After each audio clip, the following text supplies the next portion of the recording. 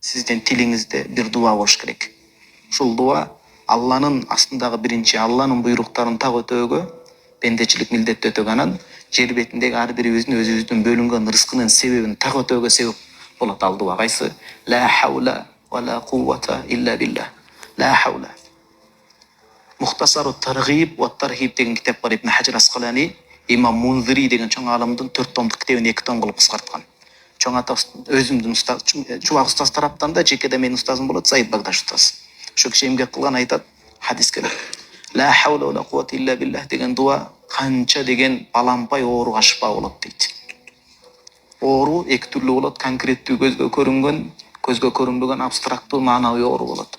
Көзгө көрүнгөн ооруга дагы көзгө көрүнбөгөн илдетке, дартка дава болот. Ошон үчүн туугандар, ла хаула ва ла куввата илля билля дуасын дайыма көп айтып жүрүшүбүз керек. Дайыма пайгамбарыбыз саллаллаху алейхи вассаламдын бир сүннөтүндө бүтүндөй кутулуш бар. Элестетсеңиз ушул сөзгө. Ошон үчүн дин мээнети, дааватка биз муктажбыз туугандар. Муну туура түшүнүш керек. Мамлекет башчысынан тетигиге чейин дагы, кичинекейге чейин, мектеп директоруна чейин дагы. Бул даават, дин жеткирүү, ушул илим, ислам акыйкаты бул биздин элге абадай керек. Биз ошон үчүн эл катары сакталабыз, мамлекет катары түптөлөбүз болгону туура багыттан суу ичиш керек, агымдарга кирбеш керек. Ал агымдардын илимге эч кандай тиешеси жок, аны дин душмандары чыгарган атайын мусулманчылык ичинен бузуп жок кылыш үчүн. Балдарыбызды туура окутуш керек туугандар.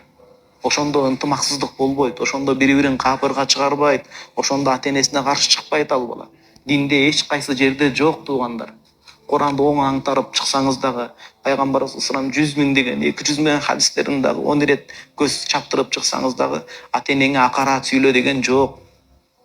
Өзүңдөн улууга акшырайып, олурая кара деген сөз жок туугандар.